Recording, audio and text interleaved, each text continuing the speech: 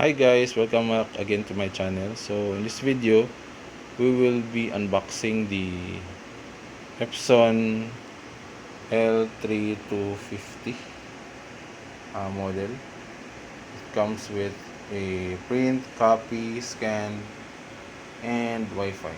So in this case, we'll be opening the box and check the contents and also load the ink. So just keep on watching this video so that you will be guided on how to set up this kind of printer. So we just have to open.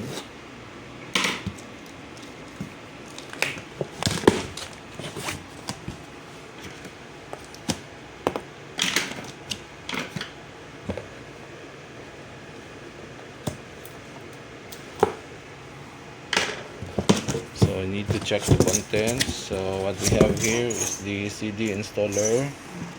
Then let's check also the ink. So this one is the ink: yellow, magenta, cyan, and black. What else? The USB cable. Okay. And also we have here the power cable. Okay, so next is I just have to remove the box, the styrofoam, and let us load the ink. Okay,